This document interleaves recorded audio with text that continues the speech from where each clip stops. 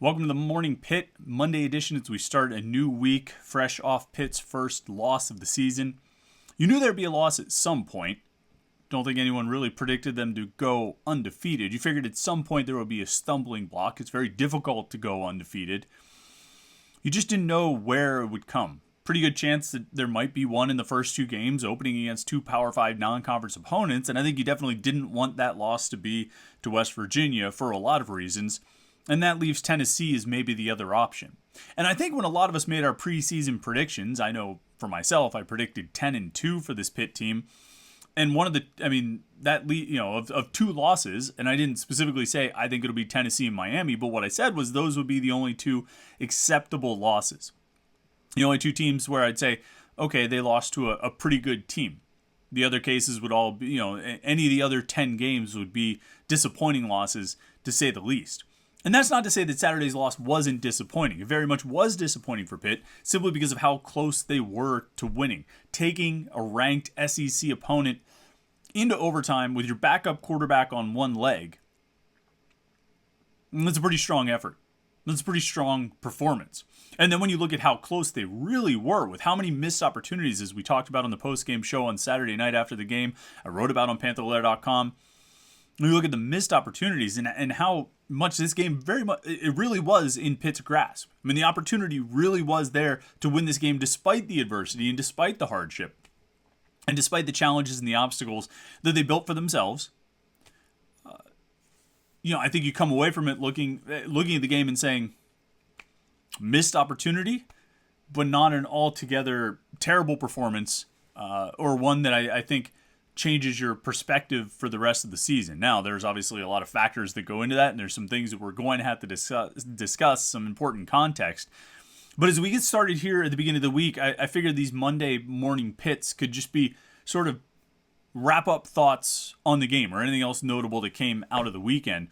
And since this is our first morning pit since the game, I feel like this is a good time to sort of wrap up a few things from that game. And the first thing is just I'm struck by, and this doesn't apply to 100% of the Pitt fans, but a whole lot of them kind of had the same impression, or came away with the same impression that I did after the game of, that wasn't too bad. It's an unfortunate loss. It's unfortunate because there was very much an opportunity there to log a big win, a win over a ranked SEC opponent, to improve to 2-0, to jump into the top 15 for certain, possibly top 12, or depending on how the cards shake out, maybe even into the top 10. There was a real opportunity there, and how close they were to capitalizing on that opportunity with missed field goals, dropped passes, and a bunch of different situations where they could have won the game just by changing the fate of one situation out of about 4 or 8 or so possible situations. Make one field goal. Catch one key pass near or in the end zone. Recover a punt, a blocked punt, and don't just tumble out of bounds. Don't drop back and attempt to pass right before the end of the half. You just hand the ball off and try and run the clock out. Any number of situations, as is the case in most losses, you look back at a handful of plays, maybe a half dozen or more, and say, boy, if that one play, if just one of those half dozen had gone the other way, the outcome would have changed. And I think that's certainly the case in this game for Pitt on Saturday. That just, probably around 8 to 10 plays. You say if the outcome of that one play changes, and sometimes it's as close as an inch. MJ Devonshire's interception in the end zone just barely catches some of the way to the sideline. Jared Wayne's catch in overtime to convert a long third down just barely catches a way to the sideline and ends up going as an incomplete pass. MJ Devonshire's interception just ends up going as an incomplete pass just by an inch. And that's how close Pitt was to winning that game. That's how close Pitt was to surviving that game despite adversity and despite challenges. And I give a lot of credit to Pitt's players. I give a lot of credit for the effort. I give a lot of credit for the grit and determination. Those guys were getting banged up. And it's not just Keaton Slovis who had to leave the game, or Devin Danielson who had to leave the game, or Nick Patty who was visibly hobbling around for most of his time on the field. There were a lot of guys who got banged up. A lot of guys who had to come out of the game at different points and came back in. There were a lot of guys who I think are pretty sore, in the 24 hours after that game. But they kept battling, and they kept fighting, and they fought through a lot. And I give them a lot of credit for that.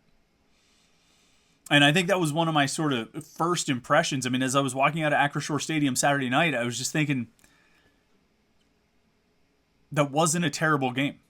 There weren't too many giant coaching gaffes. I would say the worst coaching mistake was trying to drop back and pass there with 21 seconds left at the end of the first half when you're on your 37-yard line and dropping back to pass after Keaton Slovis had gotten knocked around as much as he did leading up to that point. I think that was a big mistake. Obviously, we're influenced by the outcome, which ends up being a sack and a fumble and leading to another 3 points for Tennessee, which, again, in a game that goes to overtime, looms pretty large. And so we're influenced by the outcomes there, but I think that was a bad decision to begin with. I'm not sure why you felt the need to be aggressive, again, at your own 37 with 21 seconds to play, and I don't think they had any timeouts left at that point. So I don't know what you think you're going to accomplish, what realistically you're going to accomplish when your quarterback's been getting hit a lot. And Keaton Slovis was sacked twice in the first half, had 2 more scrambles. He was under pressure a ton. According to Pro Football Focus, he was under pressure on half of his dropbacks, which is a crazy percentage, and that kept up for Nick Patty. Pro Football Focus says he was also under pressure for half of his dropbacks. So half of the time the quarterbacks dropped back, they were under pressure from Tennessee, according to Pro Football Focus. You can say what you want about the grades at Pro Football Focus, but I think they can tell when a quarterback is under pressure. That's sort of an objective stat that I'm going to take their word on. And so I don't really know what the aspirations were. I mean, I guess the idea was to try to drive into field goal range in 21 seconds from 37. I went through this math on the post-game show, and it just doesn't make a lot of sense. And then obviously the outcome influences us there as well. But overall, I didn't think it was all that poorly coached. I know they ran the ball on first down more than people would like, but overall they had a 52-30 split on pass to run plays called in that game. 82 offensive snaps, 52 were pass calls. And so, I mean, there was certainly an effort. And you look at the first half, I forget, I have to look at how many snaps they ran in the first half, but Keaton Slovis was under center for only one of those. A clear and significant adjustment from what we saw, particularly in the first half against West Virginia. The second half, I think, at the backyard brawl reflected more of an understanding of what Keaton Slovis is comfortable with. And I think you saw it carry over into this game on Saturday, where Slovis was in the shotgun the entire game. Now, conversely, Nick Patty was under center almost his entire time. Maybe Patty's more comfortable like that. I'm not entirely sure. But I don't think... I don't have an issue with the play calling. I think the play calling was not the problem with drop passes. I don't think the play calling was the problem with some of the pressures that the offensive line let up. I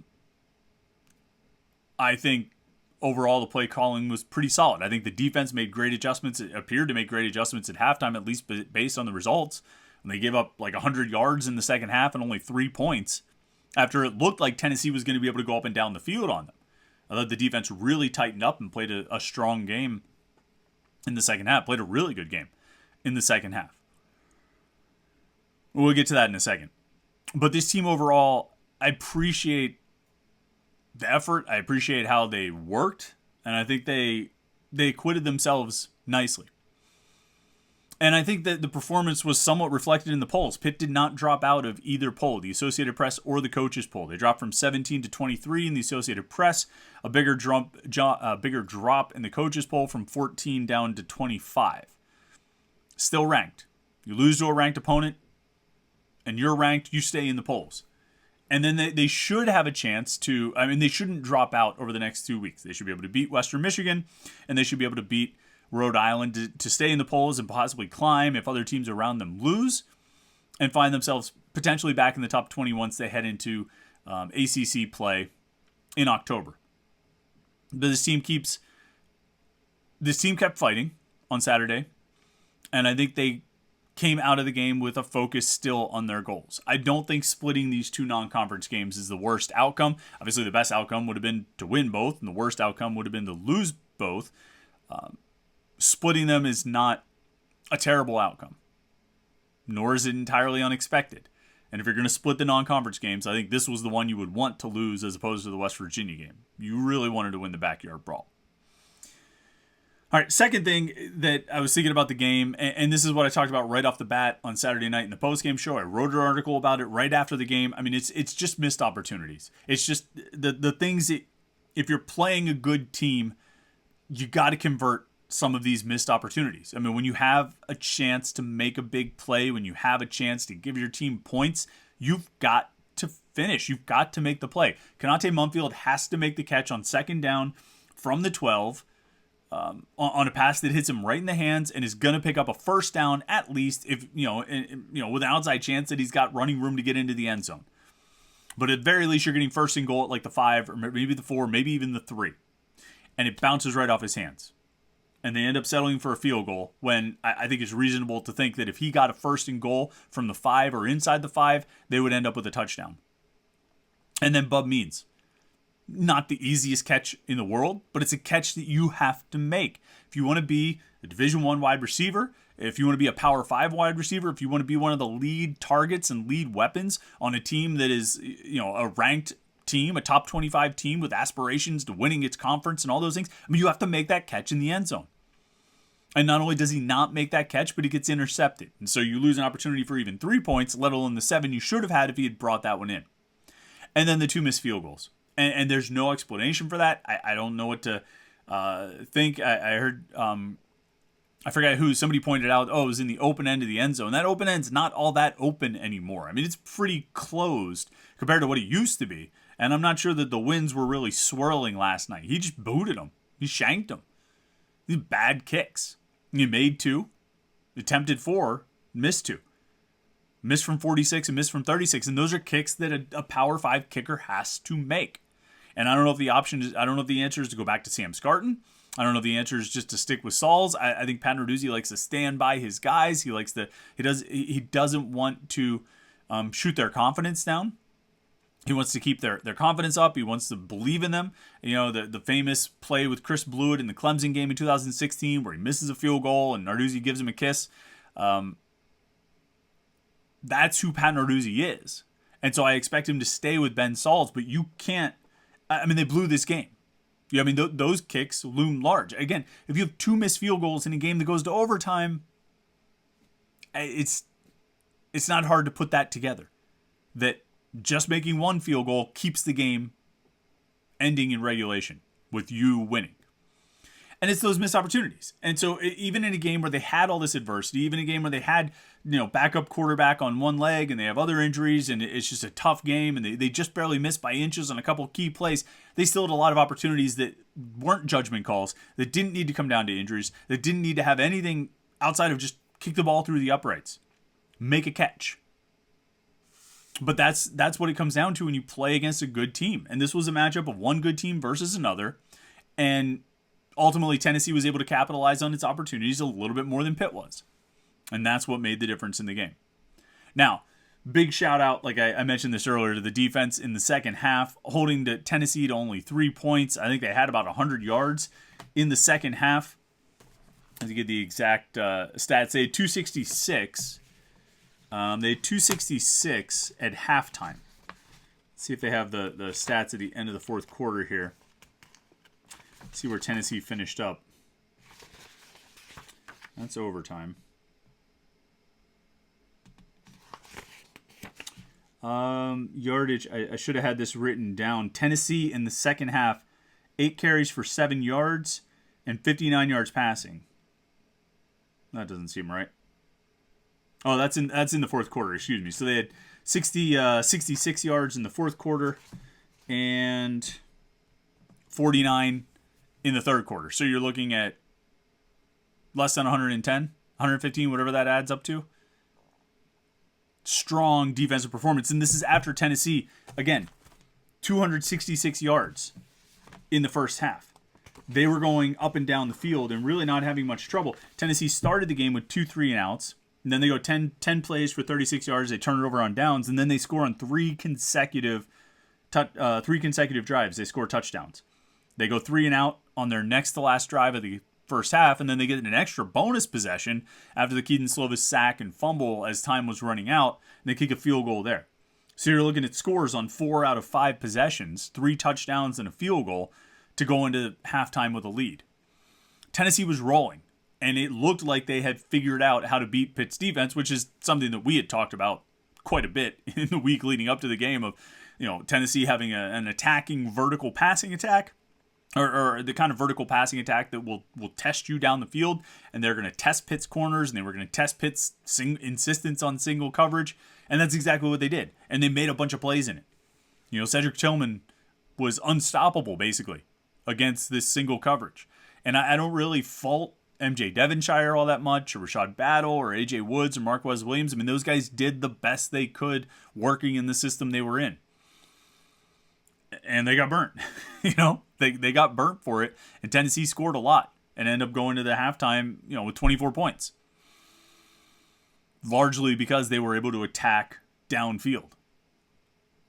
But Pitt adjusted. And Pitt played much better on defense in the second half. Tennessee's second half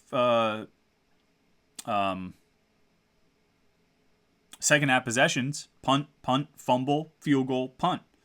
That's a pretty good half. That's a pretty successful half, and you only give up 3 points and a half. You played some strong defense. Tennessee missed some throws. We can't pretend that it was all just great defense. Tennessee missed on a couple of passes. Hendon Hooker was not accurate for most of the night. But I'm going to give Pitt some credit for that as well. And I think that was a strong defensive performance, and maybe those guys are rounding in the form. Now, I think those units have a whole lot to improve on. I think all three areas of the defense, maybe the secondary the least, but I think the defensive line definitely needs to do a lot more to live up to the expectations and the standards of that group. And I think the linebackers need to play better as well. I thought, and I don't know anything, but I thought they were better in week 2 than they were in week 1.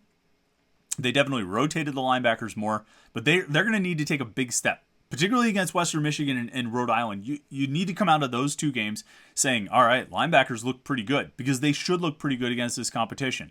And if they continue to struggle, you're going to be looking at some real problems once you get into ACC play. Secondary, like I said, I think they've been okay. I think they've been pretty solid. Missed tackle here or there, but that's going to happen with how much those guys get tested. And then the single coverage stuff, it's part of this defense. That's what happens. And if you want to go vertical, you're going to have opportunities, especially if you've got some big, fast outside receivers. They're going to have a speed and size advantage. As far as Pitt's offense, I thought Keaton Slovis was pretty solid in the first half. He throws for 195 yards in the first half. And so, big credit to that. That's an impressive stat line. 14 of 24, not terribly efficient, although obviously there were at least a few drops in there that would have improved those stats. But 195 yards before halftime is a really good performance. Obviously it puts you on pace for close to 400 yards. Looks like he was on pace for another 300-yard game. And I've gone back and forth about whether or not, I want to get on board the bandwagon of they definitely win if Slovis plays in the second half. I'm not going to say definitely. I'm not as confident about it as I was about, say, Nick Patty playing the rest of the game in the Peach Bowl. But I do think they would have had a much better chance. And, assuming they could avoid getting Keaton Slovis killed over the course of the final 2 quarters, I think they would have had a pretty good shot at winning that game and scoring a little bit more than one touchdown in the second half, which is ultimately what they needed. They 2 missed field goals, a field goal and a touchdown was their, non-punt drives. They had 2 punts, 2 missed field goals, a field goal and a touchdown before they took a knee to end the half. But I thought Slovis played well. I thought he improved from week 1. I thought he seemed to function better working out of the shotgun, even though Pat Narduzzi said there was nothing to it. They had him in the shotgun almost every snap in the first half, and that he played well there. But the 3 real stars, though, were Izzy Abanikanda, Jared Wayne, and Gavin Bartholomew. How you don't get the ball to Gavin Bartholomew more than 5 times, I guess 5 is a lot. But I actually don't think it's too much. When you break down the target share, all right, Konate Mumfield and Jared Wayne had 13 targets each in this game. Bub Means had 8, and then Gavin Bartholomew had 6. I don't think he should be outside the top 3 in targets in any game going forward. Unless a defense is specifically scheming to take Gavin Bartholomew away, I don't think they should come out of any game with him lower than 3rd in targets, and he probably should be in the top 2. Right now, as this team stands, Jared Wayne is the best receiver on the team. I would not have predicted that. I did not expect it. I wouldn't have said it in the preseason. There's Konate Mumfield on the screen right there. I expected him to be the number one wide receiver and be the best receiver on the team. And I still think there's a chance for that to happen, but he's been inconsistent. He's made some big catches, and he's also had some crucial drops. Jared Wayne is steady, 7 catches for 82 yards and a touchdown, a huge touchdown, a game-tying touchdown late in the game to send that game to overtime. Huge catch, clutch catch, nice throw from Nick Patty, great catch from Jared Wayne. He's the best receiver on the team right now. And he's playing like it. And I mean, I think until Mumfield and or Means earn it, I mean, I think you have to, Wayne and Bartholomew have to be your top 2 targets in the receiving game going forward, at least for the next few weeks. You've got to go to those guys because they're the ones that are making plays for you, and they're the ones that are succeeding, and they're the ones that are helping you move the ball down the field. In addition to Israel Abanikanda, and he was there were 3 guys that I thought really stood out on offense. I mean, it's not hard to guess which 3. They were the 3 best players on offense for Pitt on Saturday, and it was Izzy Abanikanda, Jared Wayne, and Gavin Bartholomew. Abanikanda finished with 175 yards on 26 offensive touches, 1 touchdown. Just looked outstanding. And it wasn't all easy going. He had a lot of stops on first down, stops for he finished with 8 lost yards, 8 yards of negative rushing. Probably most of those were getting stuffed on first down. He obviously, a big part of his yardage total, he has 154 rushing yards. Obviously, 76 of those came on 1 play on the long touchdown run. But those yards all still count. I don't like to take yardage away or say, well, he did, only did this or only did that. But he also had some big runs later in the game. He had 8-yard run here, 8-yard run there. He was able to help the team move the sticks and try to keep marching down the field. And I think he played one of his best games at Pitt. He got a full workload, maybe for the first time in his career at Pitt. And I think he showed what he can do with it. And he's a guy that you're going to lean on, because I don't expect Rodney Hammond back anytime soon. And I think it was pretty clear that this team has Abanikanda and Hammond, and then there's a drop-off after that. And I mean, I think you saw on Saturday, they gave Vincent Davis 5 carries. He got 14 yards. He also caught 1 pass for 13 yards. Sebo Flemister, I don't think, played any snaps on offense. Daniel Carter was in there for a handful of snaps, never touched the ball. Without Hammond, it's pretty much the Izzy show. And, whereas with Hammond and Abanikanda, they kind of went every other quarter in the West Virginia game. Abanikanda in the first quarter, Hammond in the second quarter. I don't think you get that kind of split when you are missing one of those guys. I think it's Abanikanda almost the whole game with a series here or there for Davis or Flemister or Carter. Carter is a fullback, so I mean, not even him. So it's Davis or Flemister just to give Abanikanda a break. He's going to be the guy that has to carry this offense. And other teams are going to know that you're running. Other teams are going to know that you're going to try to run. That's part of what this offense is built on. And at some point, you're going to have to just be able to run. At some point, you're just going to have to be able to do it, even though they know it's coming. You can't just rely on surprise and trickery and disguise. You should do some of those things, but you're going to have to be able to run the ball against a team that knows you're going to run. And that brings up the offensive line, which we'll talk about more later this week. And then the final thing out of that game, obviously, is the injury situation. And we're not going to get I would be shocked if we get any firm words from Pat Narduzzi about, we might get some stern words, but we're not going to get any firm answers from Pat Narduzzi about the status of Keaton Slovis or Nick Patty, for that matter. Coming out of this week, I doubt he'll say anything about Devin Danielson. He probably won't even say anything about Rodney Hammond. I mean, that's what he's going to do. He's going to keep it all under wraps. Initial rumors about Keaton Slovis were a collarbone injury, which obviously would be a major issue and keep him out for an extended period of time, long term. But it seems like more and more rumors we're hearing are a little more optimistic about his return, possibly being sooner rather than later. They need Slovis back. I think, maybe if the first 2 weeks of the season have taught us anything, at least as regards the depth chart, I think it's that Slovis is the better option at quarterback. It's that Abanikanda and Hammond are the better options at running back. And it's really starting to come into focus, I think, on some of those skill or at least, receiving targets that Wayne and Bartholomew are the best options. And these are the guys you have to ride with. It has to be Slovis, Abanikanda, Wayne, and Bartholomew, assuming all guys are healthy and available to play. But there's no question Pitt got banged up in this game. They got beat up. It was a tough game. It was a physical game, and kind of reminiscent of the 2019 UCF game, actually, speaking of Josh Heupel, where Pitt was pretty banged up coming out of it. Now, that year, they had the Delaware game the next week, so they could kind of not take a week off, but sort of. They rested a lot of guys that week.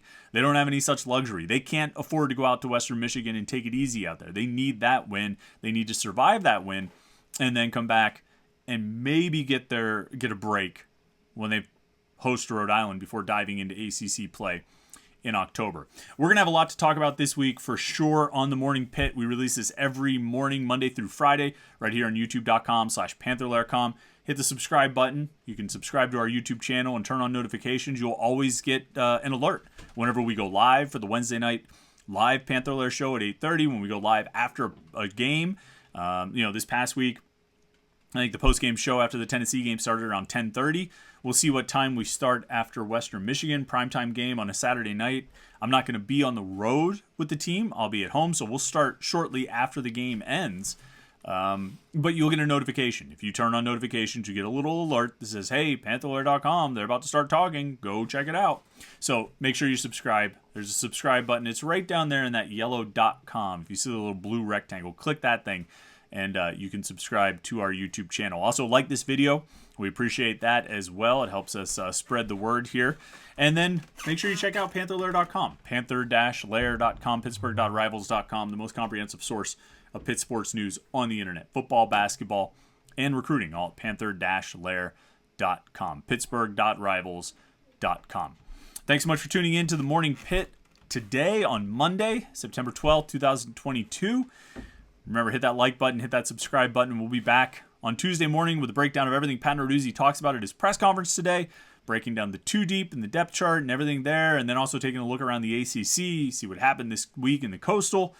We got a lot to talk about. It's going to be another big week because Pitt's got a real chance to bounce back from its first loss, make a statement about being ready, how they're going to approach the rest of the season. So we'll find out this Saturday. Thanks again for watching the Morning Pit. We appreciate it. We'll be back Tuesday morning with another episode right here on youtube.com/Panther-Lair.com.